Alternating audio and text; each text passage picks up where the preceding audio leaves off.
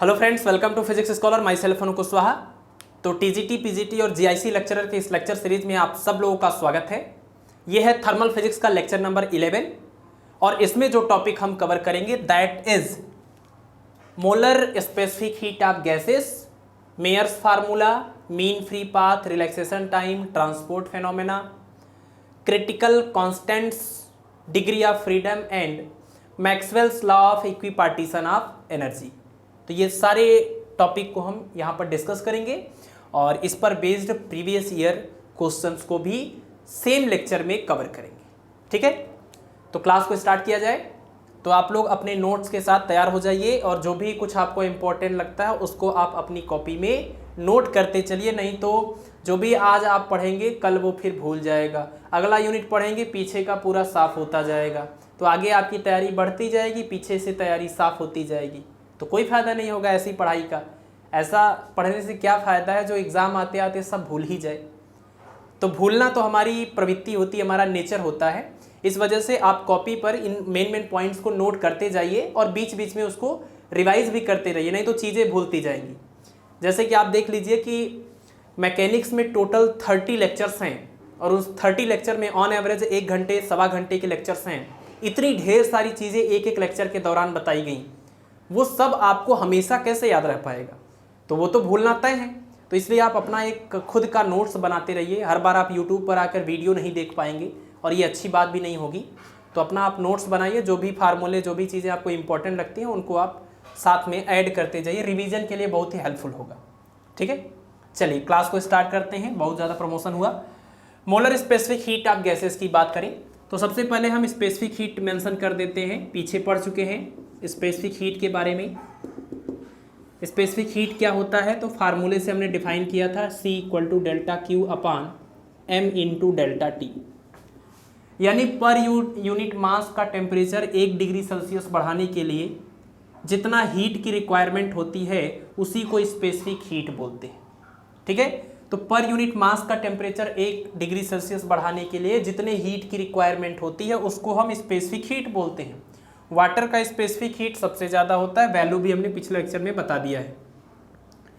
अभी हम गैसों के बारे में बात कर रहे हैं कि गैसों की जो स्पेसिफिक हीट होती है और उसमें भी मोलर स्पेसिफिक हीट। तो देखिए, जब इस मास m की वैल्यू कितनी हो जाए 1 मोल के इक्वल, मास कितना हो जाए 1 मोल, तो जब आप ये कहेंगे कि 1 मोल गैस का टेम्परेचर 1 डिग्री सेल्सियस बढ़ाने के लिए जितने हीट की रिक्वायरमेंट होती है उसको मोलर स्पेसिफिक हीट बोलते हैं। तो जब ये मास सिंपल मास था, किलोग्राम में था, तो 1 किलोग्राम आप बोलते थे, यूनिट मास बोलते थे। लेकिन जब ये मास 1 मोल के इक्वल हो जाए तो 1 मोल गैस का टेम्परेचर 1 डिग्री सेल्सियस बढ़ाने के लिए जितना हीट चाहिए, अब उसको स्पेसिफिक हीट ना बोल के आप मोलर स्पेसिफिक हीट बोलेंगे। तो जो गैसें होती हैं उनकी दो मोलर स्पेसिफिक हीट होती हैं। एक होता है Cp और एक होता है Cv। इसका मतलब क्या है? इसका मतलब है molar specific heat at constant pressure. गैसों की दो स्पेसिफिक हीट होती हैं, एक कांस्टेंट प्रेशर पर और एक कांस्टेंट वॉल्यूम पर। दूसरा ये है molar specific heat of gas at constant volume. ठीक है, तो अगर हम 1 मोल की बात करते हैं तो ये specific heat molar specific heat हो जाएगा। गैस के पास 2 मोलर स्पेसिफिक हीट होती हैं, क्योंकि वो डिपेंड करता है कि आप कांस्टेंट प्रेशर के साथ टेम्परेचर बढ़ा रहे थे कि कांस्टेंट वॉल्यूम के साथ टेम्परेचर बढ़ा रहे थे। तो इस बेसिस पर गैसों के पास दो स्पेसिफिक हीट होती है। यहाँ पर इंपॉर्टेंट बात यह है कि Cp और की जो वैल्यू होती है वो हमेशा Cv से ज़्यादा होता है। ये आप याद रखिए कि Cp की वैल्यू Cv से हमेशा ज़्यादा होती है। Molar specific heat at constant pressure is always greater than molar specific heat at constant volume. और इस बात को याद करने के लिए आप एक फार्मूला भी याद रख सकते हैं। For 1 mole gas difference of Cp and Cv is equal to R and this formula is known as Mayer's formula. इसी फार्मूले का नाम क्या है? Mayer's formula. ठीक है, तो molar specific heat of gas में ये 2 स्पेसिफिक हीट आपने देख लिया। ये भी याद रखिए, Cp is greater than Cv। और ये याद रखने का एक तरीका ये भी हो सकता है Cp - Cv R के इक्वल। और R जो है इस R को बोलते हैं यूनिवर्सल गैस कांस्टेंट, जिसकी वैल्यू होती है 8.31 जूल पर मोल पर केल्विन। तो अगर इसकी वैल्यू 8.31 है तो इसी से पता चलता है कि Cp is greater than Cv, तभी तो पॉजिटिव डिफरेंस आया है। ठीक है। अच्छा, यहाँ पर कभी कभी ये क्वेश्चन पूछा जाता है कि जो गैसों की स्पेसिफिक हीट होती है वो कहाँ से लेकर कहाँ तक होती है। जैसे जो लिक्विड का या सॉलिड का होता है वो एक पर्टिकुलर स्पेसिफिक हीट होता है, लेकिन जो गैसों की स्पेसिफिक हीट होती है वो कितनी होती है। तो इसके लिए आप ये याद रखेंगे कि इसको हम हटा रहे हैं, स्पेसिफिक हीट ऑफ जो गैस होता है वो 0 से लेकर इनफाइनाइट के बीच में कुछ भी हो सकता है, और ये डिपेंड करता है कि आपने किस तरीके से उसमें उसके टेम्परेचर में आप चेंज कर रहे थे या किस तरीके से आप उसको हीट दे रहे थे। ठीक है। तो मोलर गैस की स्पेसिफिक हीट C की जो वैल्यू होती है वो 0 से लेकर इनफाइनाइट के बीच में कुछ भी हो सकती है। कैसे? सबसे पहला केस आप देख लीजिए, अगर हम यहाँ बात कर लें एडियाबैटिक कंप्रेशन की। एडियाबैटिक कंप्रेशन मतलब क्या? अगर हम गैस को कोई भी हीट ना दे, एडियाबैटिक मतलब कोई भी हीट ना तो देना है और ना तो इससे हीट बाहर निकालना है। तो किसी पिस्टन से, ये सिलेंडर के अंदर गैस भरा हुआ है और ये पिस्टन है, तो अगर ये एक एडियाबैटिक कंप्रेशन हम इस गैस का करें, मतलब इसको पिस्टन को दबाएं और इसमें जो हीट है वो बाहर भी ना जाने पाए और बाहर से अंदर भी ना आने पाए, यानी एडियाबैटिक प्रोसेस करना है। तो जब आप इसको कंप्रेशन, इसको दबाते हैं तो क्या होता है, इसका टेम्परेचर चेंज होता है। तो एडियाबैटिक कंप्रेशन का मतलब कि चेंज इन हीट कह लीजिए, यानी डेल्टा क्यू की वैल्यू क्या है, 0, और कंप्रेशन करेंगे तो टेम्परेचर बढ़ेगा। तो ऐसे केस में आप देखिए कि C इज इक्वल टू कितना आ जाएगा, delta Q by M into delta T.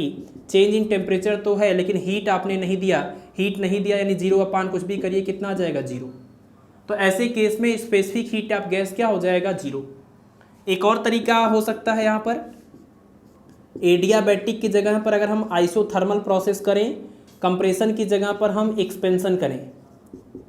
इसका मतलब क्या है, एक्सपेंशन मतलब कि इसको एक्सपेंड करना है, और इसको एक्सपेंड करेंगे तो इसका टेम्परेचर डिक्रीज होगा, और इसका टेम्परेचर जब डिक्रीज होगा तो अगर आप बाहर से इसको कुछ हीट दे देते हैं, सपोज आप डेल्टा क्यू हीट दे देते हैं, तो डेल्टा क्यू हीट देने से अगर चेंज इन टेम्परेचर 0 बना रहता है, क्योंकि एक्सपेंशन करने पर टेम्परेचर डिक्रीज होता है, तो टेम्परेचर डिक्रीज ना हो इस वजह से आपने बाहर से इसको हीट दे दिया। तो ऐसे प्रोसेस को जिसमें टेम्परेचर चेंज नहीं होता है उसको हम आइसोथर्मल प्रोसेस बोलते हैं, और गैस को हम एक्सपेंड कर रहे हैं, इस वजह से ये एक्सपेंशन है। तो आइसोथर्मल एक्सपेंशन में dq 0 नहीं होगा, बट dt जो है वो 0 हो जाएगा, और जब ये dt 0 हो जाएगा तो देखिए C की वैल्यू कितनी आ जाएगी, डेल्टा Q जो कि नॉन जीरो है, m इंटू में यहाँ पर 0 कितना आ जाएगा, इन्फिनिटी। तो ये डिपेंड करता है कि आपने गैस में किस तरीके से चेंज किया है। तो अगर आप एडियाबैटिक कंप्रेशन करते हैं तो इसका स्पेसिफिक हीट 0 होगा, आइसोथर्मल एक्सपेंशन करते हैं तो इसका स्पेसिफिक हीट इनफाइनाइट होगा, यानी कि जो स्पेसिफिक हीट ऑफ गैस होता है वो 0 से इनफाइनाइट के बीच में कुछ भी वैल्यू हो सकती है। और दो प्रकार की स्पेसिफिक हीट होती है, वो भी आपने देखा, Cp एंड Cv, और ये Cp ज़्यादा होता है Cv से, जिसकी वैल्यू मतलब जिसका जो डिफरेंस है वो R के इक्वल होता है, इसी का नाम है मेयर्स फार्मूला। ठीक है, ये आपका ये ऊपर का जो टॉपिक है molar specific heat of gas और मेयर्स फार्मूला, ये आपका इतना हो गया। इसमें इंपॉर्टेंट जो चीज़ है वो ये आप लाइन याद रखिए, एडियाबैटिक कंप्रेशन और isothermal expansion, specific heat range from 0 to infinity, दो स्पेसिफिक हीट Cp और Cv, Cp is greater than Cv, formula is Mayer's formula. ठीक है, नेक्स्ट है mean free path and relaxation time. तो देखिए जो मीन फ्री पाथ और relaxation time है ये काइनेटिक थियरी ऑफ गैसेस से रिलेटेड है। तो पिछले लेक्चर में हमने आपको काइनेटिक थियरी ऑफ गैसेस तो बता ही दिया है, तो उसी में जब आपने देखा काइनेटिक थियरी ऑफ गैसेस में कि किसी कंटेनर के अंदर जो गैस होता है, गैस के मॉलिक्यूल रैंडम जिगजैग पाथ पर चलते हैं और एक दूसरे से, और साथ ही साथ इस वॉल से, इस बर्तन के, इस कंटेनर के वॉल से भी कोलाइड होते रहते हैं, और बार बार ये इस तरीके से ऐसे अलग अलग पाथ पर चलते रहते हैं, रैंडम पाथ पर।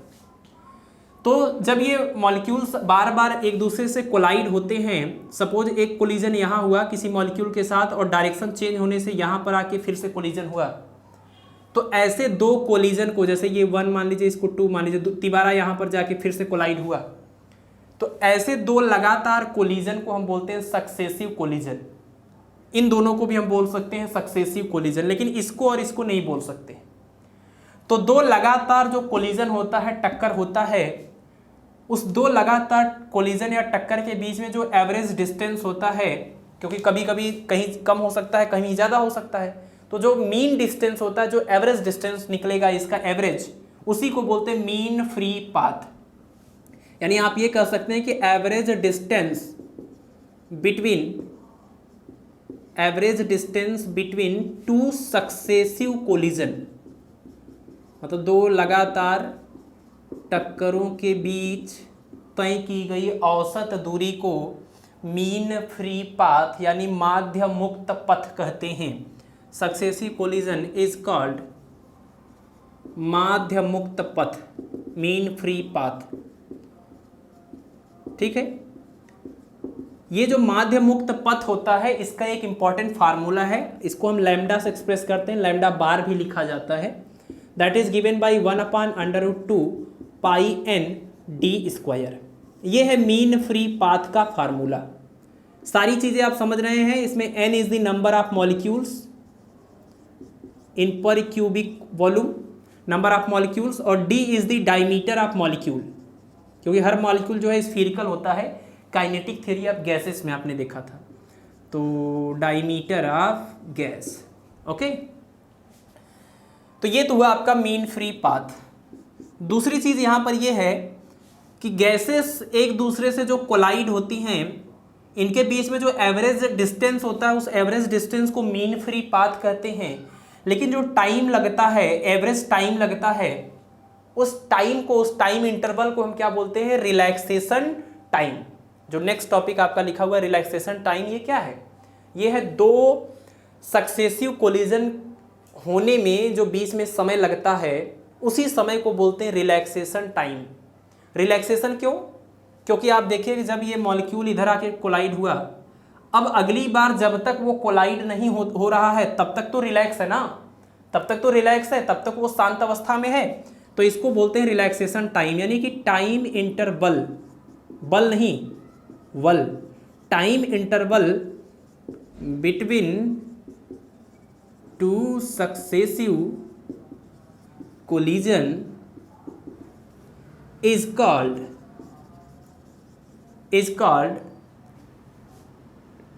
क्या कहते हैं इसको? Relaxation time.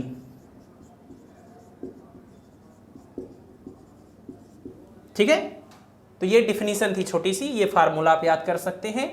Next one is transport phenomena. Transport नहीं है, ट्रांसपोर्ट फेनोमेना। तो ट्रांसपोर्ट फेनोमेना को याद करने के लिए मैं यहाँ पर एक छोटा सा ट्रिक आपको बताता हूँ।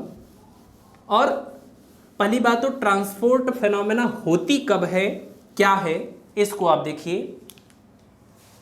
जब गैसें इक्विलिब्रियम में नहीं रहती हैं, यानी स्पेशली ये बात है तभी लागू होती है व्हेन गैसेस आर, या इज, अब grammatically you have to check, मुझे नहीं पता है कि यहाँ इज होना चाहिए कि आर होना चाहिए, singular plural.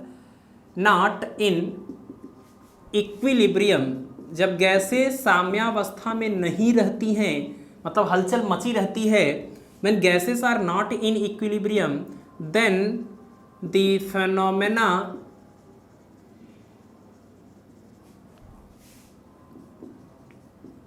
Taking place is called transport phenomena. जब गैसें इक्विलिब्रियम में नहीं रहती तब जो घटना होती है उसको हम ट्रांसपोर्ट फेनोमेना कहते हैं। ट्रांसपोर्ट का मतलब एक जगह से कोई चीज़ दूसरी जगह जाए, तो यानी कि ट्रांसपोर्ट फेनोमेना में किसी चीज़ का ट्रांसफ़र हो रहा है, किसी चीज़ का मूवमेंट चल रहा है। तो तीन तरह के फेनोमेना होते हैं ट्रांसपोर्ट के अंतर्गत, ट्रांसपोर्ट फेनोमेना के अंतर्गत। उसको याद रखने का जो तरीका है उसको आप इस ट्रिक से याद कर सकते हैं, VCD और MEM। यानी ट्रांसपोर्ट फेनोमेना में जो सबसे पहली फेनोमेना है वो क्या है? That is viscosity. तो जब गैसें इक्विलिब्रियम में नहीं होती तो विस्कोसिटी एग्जिस्ट करता है, और विस्कोसिटी क्या चीज का ट्रांसपोर्ट करता है? Transport of momentum, M for momentum. Similarly दूसरी कौन सी फेनोमेना हो सकती है? That is conduction. और कंडक्शन से क्या ट्रांसपोर्ट होता है? तो transport of E for energy. और तीसरी जो चीज है दैट इज डिफ्यूजन। और डिफ्यूजन से क्या चीज का ट्रांसपोर्ट होता है? तो M for momentum, E for energy, M for mass. ये जो तीनों फेनोमेना है इसी को बोलते हैं ट्रांसपोर्ट फेनोमेना। और ये कब होता है? When gases are not in equilibrium. तो ये है, this is all about transport phenomena. 3 phenomena इसके अंतर्गत, विस्कोसिटी, कंडक्शन, डिफ्यूजन। इससे किसका ट्रांसपोर्ट? मोमेंटम का, इससे एनर्जी का, इससे मास का। याद करने का तरीका क्या है? V C D and M E M. ठीक है, क्लियर? चलिए इसको अब हटाते हैं। Next topic is critical constants. तो देखिए क्रिटिकल कांस्टेंट, क्रिटिकल का मतलब तो समझते ही होंगे। क्रिटिकल का मतलब कि एक ऐसी सिचुएशन, इसके पहले भी हम बता चुके हैं, क्रिटिकल वेलोसिटी, टर्मिनल वेलोसिटी, जब हम फ्लो ऑफ फ्लूइड की बात कर रहे थे तब फ्लूइड मैकेनिक्स में हमने क्रिटिकल शब्द का मतलब बताया था। तो अगर आपको नहीं पता तो आप पहले जाकर फ्लूइड मैकेनिक्स देखिए, तभी आपको समझ में आएगा कि क्रिटिकल वर्ड जब भी कभी यूज होता है तो उसका क्या स्पेशल मीनिंग होना चाहिए। वहाँ पर किसी भी केस में जब क्रिटिकल वर्ड आता है तो उसका एक स्पेशल मीनिंग होता है। तो वो लेक्चर को आप देख सकते हैं। बाकी हमको तो बताना ही पड़ेगा यहाँ पर भी, क्योंकि यहाँ पर भी क्रिटिकल कांस्टेंट्स को डिस्कस करने जा रहे हैं। तो क्रिटिकल कांस्टेंट्स में कौन कौन से कांस्टेंट है पहले तो आप यही देख लीजिए। तो हम मुख्य रूप से 3 क्रिटिकल कांस्टेंट्स की बात करेंगे। क्रिटिकल कांस्टेंट्स कौन कौन से? तो सबसे पहले आएगा ये आपका क्रिटिकल टेम्परेचर, और उसके बाद मेंशन करेंगे क्रिटिकल प्रेशर, और आपका इसी में है क्रिटिकल वॉल्यूम। अब यहाँ पर सबसे पहले आपको डिफिनीशन समझ लेना है, उसके बाद तीनों का फार्मूला याद रखेंगे। देखिए क्रिटिकल टेम्परेचर का मतलब ये है कि जो गैसें होती हैं ना, गैसों का जब आप टेम्परेचर बढ़ाते जाते हैं तो टेम्परेचर जैसे जैसे बढ़ता जाता है तो एक ऐसा टेम्परेचर आपको मिलता है कि उस टेम्परेचर से अगर आप ज़्यादा टेम्परेचर कर दिए, उस पर्टिकुलर टेम्परेचर से अगर आपने ज़्यादा टेम्परेचर कर दिया तो उस गैस को कभी भी आप लिक्विफाई नहीं कर पाएंगे, लिक्विड में कन्वर्ट नहीं कर पाएंगे। तो किसी भी गैस को लिक्विड में कन्वर्ट करने का जो तरीका होता है वो प्रेशर बढ़ा के होता है।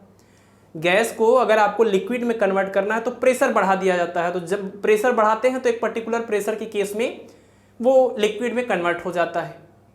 लेकिन अगर कोई गैस ऐसी है जिसको आप लिक्विफाई करना चाहते हैं प्रेशर बढ़ा करके, तो वहाँ टेम्परेचर भी मैटर करता है।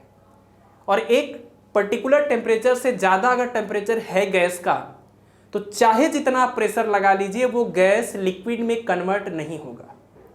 उसी पर्टिकुलर टेम्परेचर को कहा जाता है क्रिटिकल टेम्परेचर।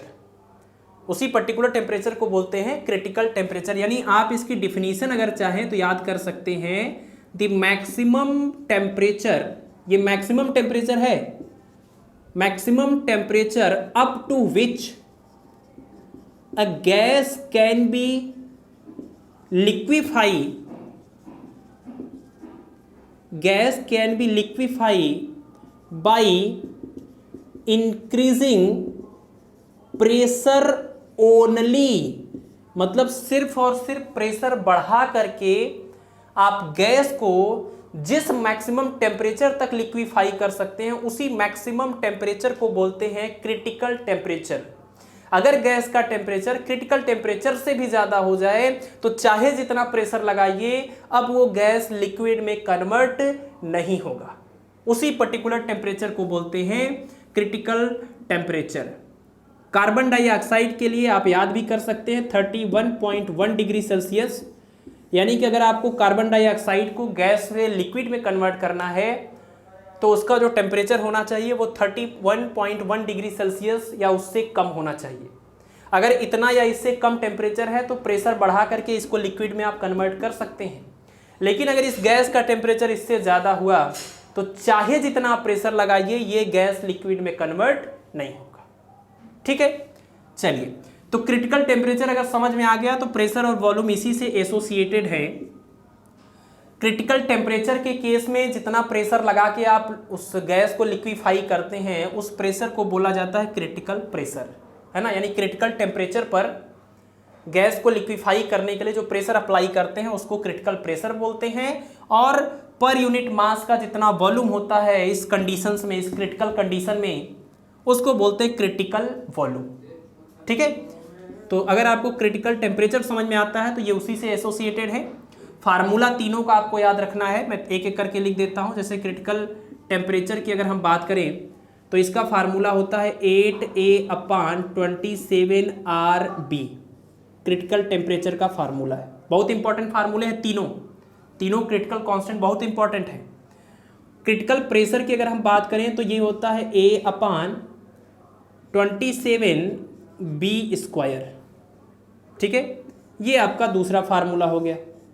और जो तीसरा फार्मूला है क्रिटिकल वॉल्यूम का, दैट इज VC=3B। तो कई सारे क्वेश्चन तो सिर्फ इनके क्रिटिकल कांस्टेंट्स के बेसिस पर पूछे गए हैं। क्रिटिकल टेम्परेचर, क्रिटिकल प्रेशर और क्रिटिकल वॉल्यूम, ये फार्मूले आपको याद होने चाहिए। एक बार मैं मैच करा लेता हूँ, नहीं तो पूरे लेक्चर में ये हमारे लिए एक मुसीबत बन जाएगी कि क्रिटिकल टेम्परेचर, प्रेशर और वॉल्यूम में कुछ मिस्टेक्स ना हो जाएं। प्रेशर के लिए A/27B² और टेम्परेचर के लिए 8A/27 RB। ठीक है, बिल्कुल करेक्ट है। और हमने ये झूठ मूठ की बेइज्जती कर ली अपनी कॉपी देख करके। तो ये तीनों आप याद रखिए। और एक चीज़ और यहाँ याद रखिए कि T/RC/PC/VC, ये जो टर्म होता है इसकी वैल्यू होती 8/3 और इसको बोला जाता है क्रिटिकल कोफिशिएंट। ठीक है, क्रिटिकल कोफिशिएंट, किसी भी गैस के लिए क्रिटिकल कोफिशिएंट की वैल्यू 8/3 होती है TRC/PC/VC। तो इसमें आप समझ रहे हैं, सॉरी इसमें TRC नहीं, TCR कर लीजिए या R/TC कर लीजिए। तो RTC/PC/VC, यहाँ पर C फॉर क्रिटिकल है। तो ये सारी वैल्यूज को आप यहाँ पर रख के सिंप्लीफाई करेंगे, 8/3 आएगा। इस टर्म को बोला जाता है क्रिटिकल कोफिशिएंट। और ये जो तीनों अलग अलग देख रहे हैं इन तीनों को बोला जाता है क्रिटिकल कांस्टेंट। ठीक है, चलिए, तो ये आपका कंप्लीट हो गया, इसको आप नोट कर लीजिए। और हम अब आपको बता दें डिग्री ऑफ फ्रीडम। चलिए, तो डिग्री ऑफ फ्रीडम देखिए क्या होता है। डिग्री ऑफ फ्रीडम का मतलब होता है कोई भी पार्टिकल, कोई भी गैस मॉलिक्यूल जिस भी तरीके से मोशन कर रहा है उसके मोशन को एक्सप्लेन करने के लिए, पूरी तरह से डिस्क्राइब करने के लिए जितने वेरिएबल्स की ज़रूरत पड़ती है, जितने कोऑर्डिनेट्स की ज़रूरत पड़ती है, इंडिपेंडेंट वेरिएबल या इंडिपेंडेंट कोऑर्डिनेट्स की ज़रूरत पड़ती है, उसको बोला जाता है डिग्री ऑफ फ्रीडम। यानी आप इसकी डिफिनीशन को अगर कहें तो आप कह सकते हैं कि नंबर ऑफ, बहुत तरीके से बोला जाता है इस चीज़ को, नंबर ऑफ इंडिपेंडेंट मोशन आप कह सकते हैं, या इसी को आप नंबर ऑफ इंडिपेंडेंट कोऑर्डिनेट्स कह सकते हैं। Number of independent coordinates required to describe the motion of the particle. किसी भी पार्टिकल के मोशन को पूरी तरह से डिस्क्राइब करने के लिए जितने इंडिपेंडेंट कोऑर्डिनेट्स की ज़रूरत पड़ती है उनको हम बोलते हैं डिग्री ऑफ फ्रीडम। इसका मतलब समझिए, जैसे मान लीजिए एक वायर है और इस पर एक चींटी चल रही है, तो इस चींटी के इस मोशन को डिस्क्राइब करने के लिए कितने कोऑर्डिनेट्स की ज़रूरत पड़ेगी? तो सिर्फ एक कोऑर्डिनेट की ज़रूरत पड़ेगी, चाहे आप इसको x बोलिए, चाहे y बोलिए, चाहे z बोलिए, है ना। तो इसका मतलब कि इस वायर पर इस चींटी के मोशन को एक्सप्रेस करने के लिए, ये चींटी अगर इस पर चल रही है तो सिर्फ एक कोऑर्डिनेट की ज़रूरत है। यानी इसका जो डिग्री ऑफ फ्रीडम है वो 1 है। F से एक्सप्रेस करते हैं इसको, डिग्री ऑफ फ्रीडम को। इसी तरह से मान लीजिए कोई एक ग्राउंड है और उस ग्राउंड में, ग्राउंड का मतलब क्या, प्लेन है। अगर ये ग्राउंड है तो इसका मतलब प्लेन है, समतल है। तो ग्राउंड में अगर कोई प्लेयर दौड़ रहा है तो इसके मोशन को एक्सप्रेस करने के लिए कितने वेरिएबल, कितने कोऑर्डिनेट्स की जरूरत पड़ेगी? 2 कोऑर्डिनेट्स की जरूरत पड़ेगी। क्यों? क्योंकि ये या तो लेंथ के अक्रॉस या तो विड्थ के अक्रॉस दौड़ेगा। इसका डिग्री ऑफ फ्रीडम कितना? 2 हो जाएगा। तीसरा देखिए, तीसरा अगर मान लीजिए कोई चिड़िया उड़ रही है आसमान में, आकाश में, स्पेस में, या कोई मच्छर उड़ रहा है, तो कितने तरह से वो जा सकता है? उसकी अगर मोशन को हमको डिफाइन करना हो तो कितने वेरिएबल्स की जरूरत पड़ेगी? तो फ्री स्पेस में यानी वो एक्स के अलॉन्ग जा सकता है, वाई के अलॉन्ग जा सकता है, जेड के अलॉन्ग जा सकता है। तो जहां पर भी वो जा रहा होगा उससे एसोसिएटेड 3-3 कोऑर्डिनेट्स होंगे। एक्स वेरी हो रहा होगा, वाई वेरी हो रहा होगा, जेड भी वेरी हो रहा होगा। इसका मतलब कि फ्री स्पेस में गैस का मॉलिक्यूल है, मच्छर है, चिड़िया है, तो इसके मोशन को डिस्क्राइब करने के लिए आपको 3 वेरिएबल्स की जरूरत पड़ेगी। इसका मतलब कि इस मच्छर के लिए जो डिग्री ऑफ फ्रीडम होगा वो कितना हो जाएगा? 3 हो जाएगा। ठीक है, तो एक सीधे एक वायर पर जा रहा है तो 1 डिग्री ऑफ फ्रीडम, प्लेन में है 2 डिग्री ऑफ फ्रीडम, स्पेस में है 3 degree of freedom. But gas molecules के लिए इन चीज़ों को हमको स्टडी करना है। और गैस मॉलिक्यूल्स कई टाइप के होते हैं। मोनो एटॉमिक गैसें होती हैं, डाई एटॉमिक होती हैं, ट्राई एटॉमिक या पॉली एटॉमिक होती हैं। तो गैस के नंबर ऑफ मॉलिक्यूल के बेसिस पर उनका डिग्री ऑफ फ्रीडम भी चेंज होगा। वैसे तो इसमें बहुत सारी चीज़ें आती हैं, बट हम उस पॉइंट पर उतने तक सीमित रखेंगे जितना हमको यहाँ पर रिक्वायर्ड है। ठीक है, तो गैसों के लिए जो डिग्री ऑफ फ्रीडम है, अब ये चीज़ तो आप समझ गए, डिग्री ऑफ फ्रीडम और डिफिनीशन अगर समझ गए, तो गैसों के लिए अगर हम बात करें तो 3 तरह के केस में, एक तो मोनो एटॉमिक गैस की बात करेंगे। तो मोनो एटॉमिक गैस का मतलब आप समझते हैं, जैसे एग्जांपल हीलियम, नियान, आर्गन, जिनान, ये सब क्या है? मोनो एटॉमिक है। तो मोनो एटॉमिक गैस के लिए जो डिग्री ऑफ फ्रीडम होता है वो 3 होता है। और ये जो तीनों के तीनों डिग्री ऑफ फ्रीडम होते हैं वो किसकी वजह से होते हैं? ट्रांसलेशनल मोशन की वजह से। ट्रांसलेशन मोशन की वजह से मतलब ये कि अगर कोई मोनो एटॉमिक गैस है तो आप देखिए यहाँ पर रखते हैं तो वो इस डायरेक्शन के अलॉन्ग जा सकती है, इस डायरेक्शन के अलॉन्ग जा सकती है, इस डायरेक्शन के अलॉन्ग जा सकती है। फ्री स्पेस में 3 डायमेंशन में मोनो एटॉमिक गैस तीनों में से किसी भी डायरेक्शन में ट्रांसलेशनल मोशन कर सकती है। इसका मतलब कि मोनो एटॉमिक गैस का 3 डायमेंशन में जो डिग्री ऑफ फ्रीडम है वो 3 है, और वो तीनों का तीनों किसकी वजह से? ट्रांसलेशनल मोशन की वजह से। ठीक है, इसी तरह से अगर हम बात कर लें डाई एटॉमिक गैस की, डाई एटॉमिक गैस की, तो डाई एटॉमिक गैस की अगर एग्जांपल्स की बात करें, जैसे आप जानते हैं H2, O2, N2, ये क्या है? Cl2, ये सब डाई एटॉमिक गैसेस हैं। तो डाई एटॉमिक जो गैसें होती है जिसमें 2-2 एटम्स होते हैं, इसका जो डिग्री ऑफ फ्रीडम होता है वो 5 होता है। 3 ट्रांसलेशनल और 2 रोटेशनल, कुल मिला के डिग्री ऑफ फ्रीडम 5 होता है। कैसे? तो अगर हम यहाँ पर कोई कोऑर्डिनेट सपोज बना रहे हैं और वो आपका जो डाई एटॉमिक गैस है वो यहाँ पर रखा हुआ है, यहाँ पर इस तरीके से एक एटम यहाँ पर है, एक एटम यहाँ पर है, तो देखिए ये एक्स के अलॉन्ग ऐसे जा सकता है, वाई के अलॉन्ग जा सकता है, जेड के अलॉन्ग जा सकता है। और रोटेशन की अगर हम बात करें तो एक तो जिस एक्सिस के अलॉन्ग वो रखा हुआ है उसके अलॉन्ग तो रोटेशन हो नहीं पाएगा, क्योंकि इसको ऐसे ऐसे रोटेट होना है ना, तो या तो वो y के अलॉन्ग रोटेट करेगा या तो z के अलॉन्ग रोटेट करेगा। जिस एक्सिस के अलॉन्ग है उस एक्सिस के अलॉन्ग तो रोटेट कर नहीं पाएगा।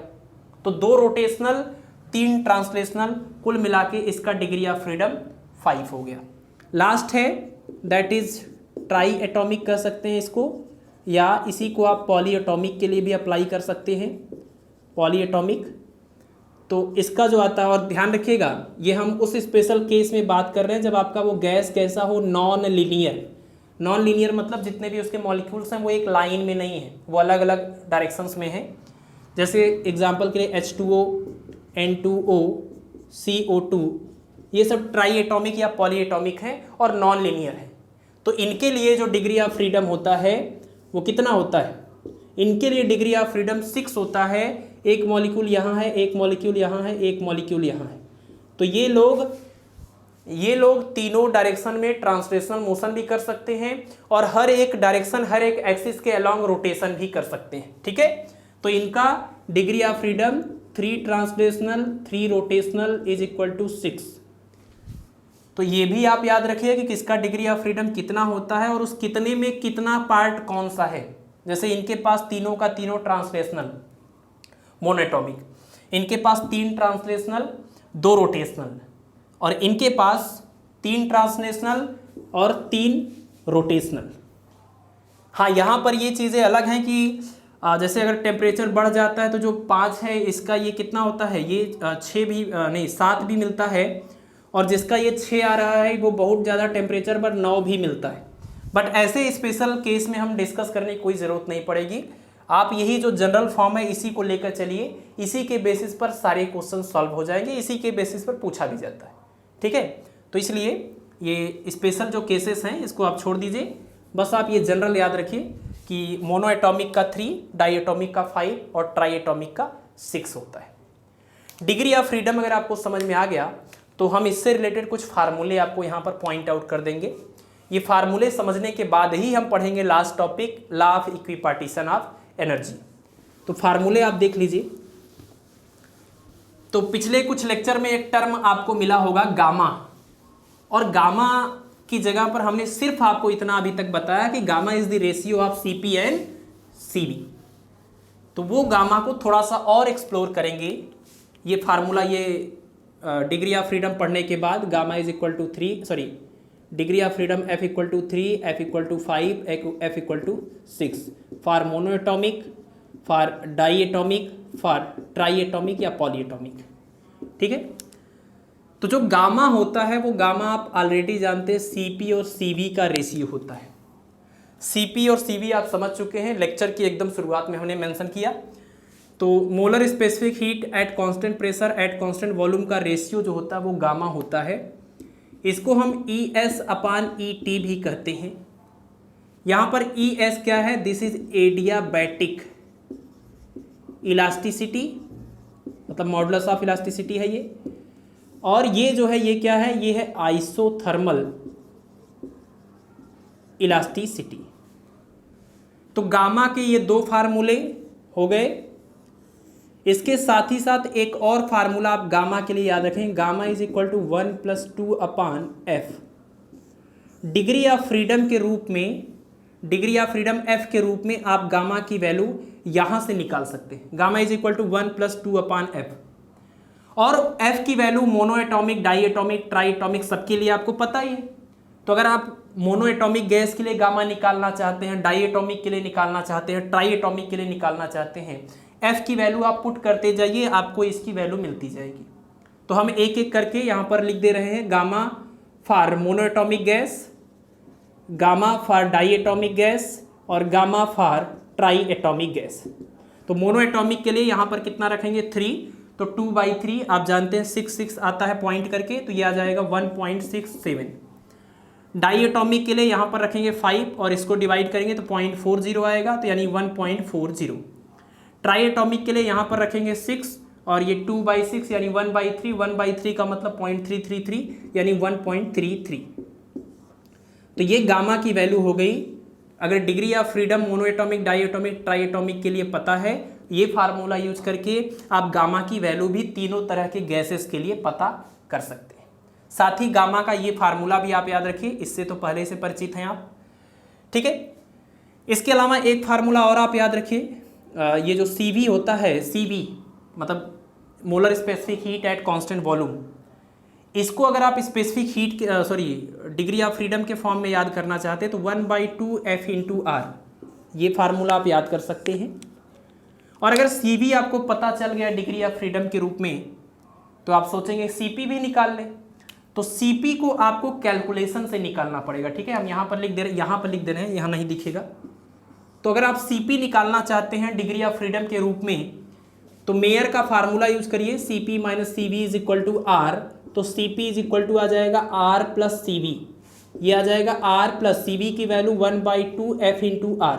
दोनों जगह से R को कॉमन ले लीजिएगा तो CP = आ जाएगा R इन ब्रैकेट 1 + F/2।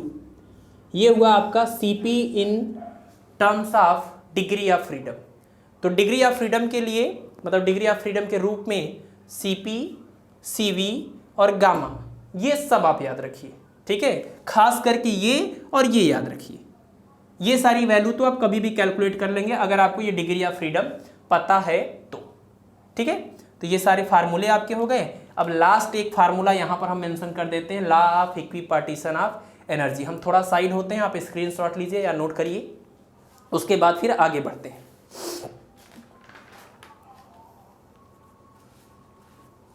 चलिए नेक्स्ट है लॉ ऑफ, ये मैक्सवेल ने ही दिया है, Maxwell's law of equipartition of energy. जैसा कि नाम से ही क्लियर है, equipartition of energy, law of equipartition of energy. तो law of equipartition of energy यही कहता है कि अगर कोई सिस्टम है जो बहुत सारे मॉलिक्यूल से मिलकर बना हुआ है, कोई निकाय है, कोई सिस्टम है बहुत सारे मॉलिक्यूल से मिलकर बना हुआ है, तो हर एक मॉलिक्यूल से एसोसिएटेड एनर्जी, यानी इस मतलब ये आप समझ लीजिए कि कोई भी सिस्टम अगर बहुत सारे मॉलिक्यूल से मिलकर बना है तो इस टर्म का मतलब क्या है, इक्विपार्टीशन ऑफ एनर्जी।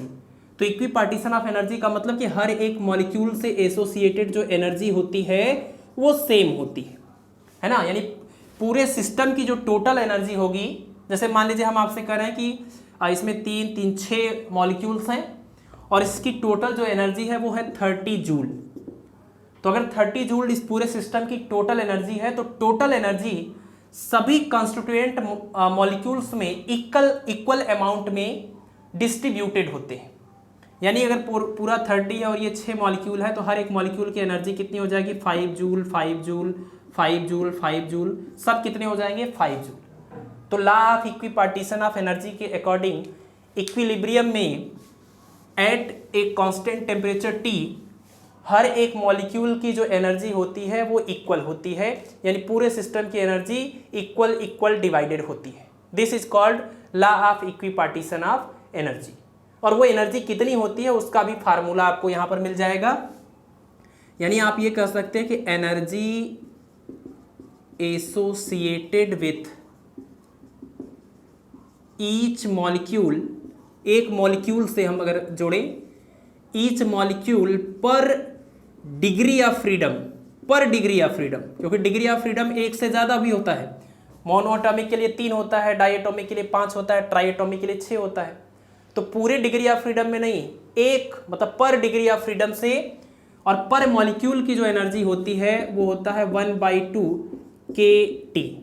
इसको आप याद कर सकते हैं। किसकी एनर्जी है, क्या पूरे मॉलिक्यूल की है, नहीं, सिर्फ एक मॉलिक्यूल की। वो उस मॉलिक्यूल के कितने डिग्री ऑफ फ्रीडम के लिए, उसके 1 डिग्री ऑफ फ्रीडम के लिए। अगर उसकी 3 डिग्री ऑफ फ्रीडम है तो उस 3 से जब डिवाइड कर देंगे तो 1 डिग्री ऑफ फ्रीडम के लिए एनर्जी मिल जाएगी। ठीक है। अब इसमें आप देखिए, अगर आपको पता करना है कि हर एक मॉलिक्यूल की बजाय हम पूरे 1 मोल के लिए ये काइनेटिक एनर्जी लिखें, 1 मोल के लिए, तो आप कह सकते हैं कि इसी चीज़ से आगे अगर बढ़ेंगे तो एनर्जी एसोसिएटेड विथ, और ये हम इसलिए आपको बता रहे हैं, वैसे तो जब आप law of equipartition of energy पढ़ेंगे तो सिर्फ यही फार्मूला आपको मिलेगा, बट ये फार्मूला है किसके लिए, ये क्लियर करने के लिए हम आपको दिखा रहे हैं कि ये और किस किस तरीके से चेंज होता है और कब कब चेंज होता है।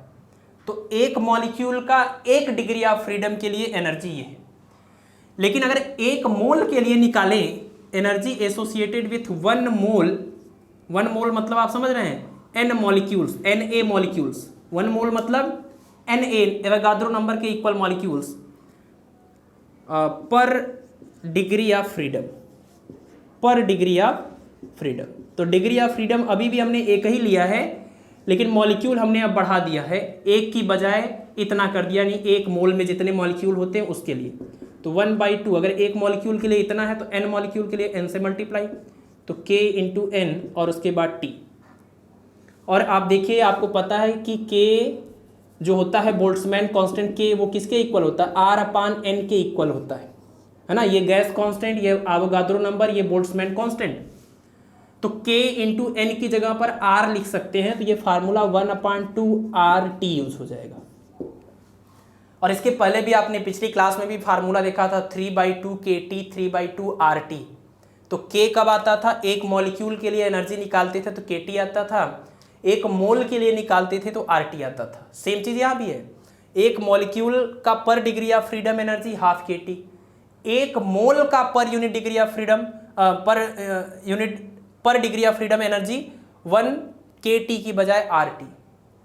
अब अगर हम पूरे डिग्री ऑफ फ्रीडम से इसी को एसोसिएट कर दें तो आप कह सकते हैं कि energy associated with 1 mole with whole degree of freedom, पूरे डिग्री ऑफ फ्रीडम के लिए एनर्जी कितनी हो जाएगी डिग्री ऑफ फ्रीडम, तो ये आ जाएगा 1/2, और एक डिग्री ऑफ फ्रीडम के लिए इतना है, तो पूरे डिग्री ऑफ फ्रीडम के लिए सपोज की डिग्री ऑफ फ्रीडम f है तो f से मल्टीप्लाई हो जाएगा FRT।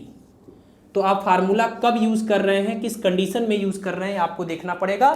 शुरुआत यहीं से होता है, एक मॉलिक्यूल 1 डिग्री ऑफ फ्रीडम, एक मोल 1 डिग्री ऑफ फ्रीडम, एक मोल पूरा डिग्री ऑफ फ्रीडम। ठीक है, तो ये 3 अलग अलग केस में law of equipartition of energy के फार्मूले आप यूज कर सकते हैं। आई होप कि ये चीज़ें आपको समझ में आ रही होंगी, और अगर समझ में आ रही होंगी तो उसको आप हमको कैसे बताएंगे, कमेंट करके। आपके हाथ में जो है टाइपराइटर पड़ा हुआ है, कमेंट करके आप बताइए कि आपको ये लेक्चर्स कितना हेल्पफुल है, कितना आपको समझ में आ रहा है, कितना आपको ये एग्जाम में मदद कर रहा है।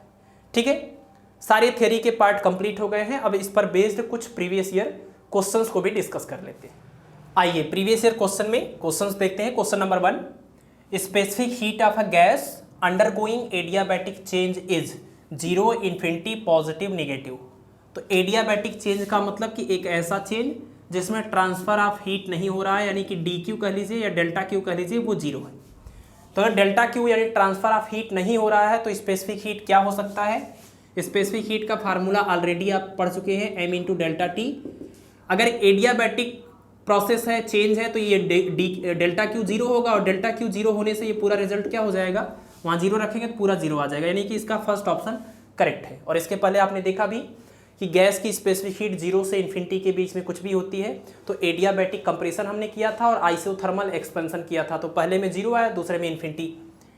नेक्स्ट क्वेश्चन देखिए, if Cp and Cp are molar specific heat of a gas then which one of the following is universal constant. अगर Cp और Cv molar specific heat at constant pressure at constant volume है, तो इन चारों में से कौन सी quantity को जब आप कैलकुलेट करेंगे तो वो एक यूनिवर्सल कांस्टेंट आएगा।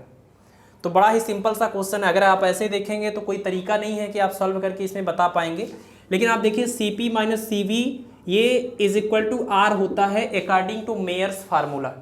तो मेयर्स फार्मूले के अकॉर्डिंग Cp माइनस Cv का मतलब R होता है, और R इज अ कांस्टेंट जिसको हम गैस कांस्टेंट बोलते हैं, इसकी वैल्यू फिक्स होती है।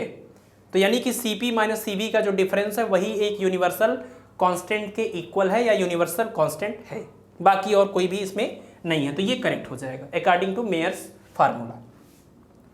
Third question, a gas expands adiabatically, expansion हो रहा है adiabatic from a temperature T1 to T2 और T1 is greater than T2 condition है, then the work done in this process. तो आप जानते हैं कि एडियाबैटिक प्रोसेस में और आइसोथर्मल प्रोसेस में वर्क डन के फार्मूले अलग अलग होते हैं। जो हमने आपको जब हमने एडियाबैटिक और आइसोथर्मल को कंपेयर किया था पूरा चार्ट बना करके, वहाँ पर हमने फार्मूला मेंशन किया था। तो एडियाबैटिक प्रोसेस है, टेम्परेचर T1 से T2 तक चेंज किया जा रहा है, आपको बताना कि वर्क डन कितना होगा। ऑप्शन ये सारे हैं, ढेर सारे ऑप्शन। तो देखिए आपको पता है कि एडियाबैटिक प्रोसेस में वर्क डन का फार्मूला होता है W is equal to μR upon gamma minus 1 in bracket T1 minus T2। अगर ये आपको याद नहीं है तो फिर कोई आपकी मदद नहीं कर सकता, भगवान भी आपकी मदद नहीं कर सकते। ठीक है, फार्मूला तो आपको याद ही करना है। आप फार्मूले याद नहीं करेंगे फिर क्वेश्चन करते टाइम समझ में नहीं आएगा, फिर आप कमेंट में लिख कर बताएंगे कि सर आप क्या पढ़ाते हैं, कुछ समझ में नहीं आता है, बकवास करते रहते हैं पूरे घंटे। ठीक है, तो देखिए आपको वर्क डन फाइंड आउट करना था, और जो वर्क डन निकालना है वो Cp, Cv, T1, T2 इस तरीके इस फॉर्म में आपको ले आना है। तो यहाँ पर अगर ये एक एडियाबैटिक प्रोसेस है तो बताइए एडियाबैटिक प्रोसेस है तो यहाँ से हम कुछ ऐसा लिख सकते हैं जिससे हम इस एडियाबैटिक वर्क डन के फार्मूले को इसमें कन्वर्ट कर पाए। तो सिर्फ एक ही ऑप्शन है, यहाँ जो गामा लिखा हुआ है, ये गामा है ना, इस गामा को Cp और Cv के फॉर्म में, जो फार्मूला आपको पता है gamma is equal to Cp upon Cv, इस फॉर्म में आपको यहाँ पर लिखना चाहिए। तो यहाँ पर जब आप गामा की जगह पर Cp और Cv लिखेंगे तो W इज इक्वल टू आ जाएगा μR अपान गामा की जगह पर लिखेंगे Cp अपान Cv माइनस 1 और इन ब्रैकेट T1 माइनस T2। तो देखिए Cv इसमें मल्टीप्लाई होगा और Cv ऊपर जाएगा, तो फाइनली जो आपको मिलेगा वो हम यहाँ कर रहे हैं कि W इज इक्वल टू आ जाएगा mu into R into C V in bracket T1 minus T2 upon में बचेगा Cp माइनस Cv। और मेयर के फार्मूले के according Cp minus Cv R के इक्वल होता है, यानी ये पूरा R से कैंसिल हो जाएगा। तो वर्क डन W कितना आ गया, mu into Cv T1 minus T2। और इसमें म्यू कहीं पर भी मेंशन नहीं है, मतलब 1 मोल गैस के लिए बात हो रही है, तो Cv T1 माइनस T2 ये आपका करेक्ट आंसर हो जाएगा। यही आपका आंसर करेक्ट है। तो कुछ भी नहीं करना है, एडियाबैटिक प्रोसेस में वर्क डन का जो फार्मूला है उसको लिखिए, उस फार्मूले में गामा की वैल्यू रखिए Cp अपान Cv, सिंप्लीफाई करके मेयर का फार्मूला जो है उसको अप्लाई कर दीजिए, तो आपका ये एक्सप्रेशन मिल जाएगा। ठीक है, तो आसान क्वेश्चन है, लेकिन फार्मूले याद होने चाहिए, नहीं तो कुछ नहीं हो सकता है। चलिए अब देखते हैं क्वेश्चन नंबर 4। क्वेश्चन नंबर 4 में गिवन है molar specific heat at constant pressure is 7/2 R, then the ratio of specific heat at constant pressure to that of constant volume is. मतलब कांस्टेंट प्रेशर और कांस्टेंट वॉल्यूम पर molar specific heat का ratio पता करना है, that means Cp/Cv पता करना है। और ये जो वैल्यू है वो molar specific heat at constant pressure है, दैट मीन्स ये Cp है। Molar specific heat at constant pressure Cp है, तो Cp की वैल्यू 7/2 R और Cp/Cv पता करना है। अब बताइए, अगर आपको Cp/Cv पता करना है तो Cp की वैल्यू पता है तो Cv तो पता होना चाहिए। तो Cv कैसे पता करेंगे, तो आपको पता है Cp minus Cv is equal to R, ये है मेयर्स फार्मूला। तो मेयर फार्मूले से आप Cv की वैल्यू निकालेंगे तो Cv कितना आ जाएगा, Cp minus R, Cp minus R। Cp की वैल्यू यहाँ पर रखेंगे, माइनस R करेंगे तो 7/2 R माइनस R कितना आएगा, 5/2 R। ये Cv की वैल्यू आएगी और Cp ऑलरेडी पता है, तो रख दीजिए 7/2 R divided by 5/2 R, R से R, 2 से 2 कैंसिल, 7/5 आंसर आ जाएगा। और Cp/Cv का मतलब देखिए क्वेश्चन में सीधे सीधे गामा भी बोल सकता था, बट उसने नहीं बोला, तो ये गामा की ही वैल्यू है और कितना आ जाएगा 7/5, यानी कि ऑप्शन नंबर 2 करेक्ट हो जाएगा। तो मेयर फार्मूला कई जगहों पर देखिए बीच के स्टेप में यूज हो रहा है, याद रख लीजिए इसको। नेक्स्ट क्वेश्चन है critical volume of a gas obeying van der Waals gas equation. One der Waals gas equation तो जानते ही होंगे, P + A अपान V² और V - B is equal to RT। ये है वान डर वाल गैस इक्वेशन। तो वान der Waals gas equation को follow करने वाले गैस के लिए क्रिटिकल वॉल्यूम का फार्मूला क्या होता है, तो हमने 3 क्रिटिकल कांस्टेंट्स आपको बताए हैं, critical volume, critical temperature, critical pressure. तो क्रिटिकल वॉल्यूम का पूछा है, तो क्रिटिकल वॉल्यूम का फार्मूला होता है Vc is equal to 3B। ठीक है, तो तीनों क्रिटिकल जो टर्म होते हैं, कांस्टेंट होते हैं, उसको याद रखिए। तो क्रिटिकल वॉल्यूम 3B के इक्वल होता है, ये ऑप्शन करेक्ट हो जाएगा। नेक्स्ट क्वेश्चन पूछा है कि K यानी कि Boltzmann constant is related with Rn Avogadro number. तो जब हम आपको बता रहे थे law of equipartition of energy, तो उसमें जब K और R उसमें एक्सचेंज हो रहा था, तो उसमें आपने देखा था कि जब K में N से मल्टीप्लाई किए थे तो R आया था, यानी K इंटू N की जगह पर हमने R लिखा हुआ था। तो K की वैल्यू कितनी हो जाएगी, R और अपान में Na, मतलब Boltzmann constant is the ratio of gas constant to the Avogadro number. तो K is equal to R upon Na। कई बार इस पर न्यूमेरिकल भी पूछे गए हैं, मतलब इसकी वैल्यू भी पूछी गई है। तो K equal to R upon Na, यानी कि ऑप्शन नंबर C करेक्ट हो जाएगा। ठीक है।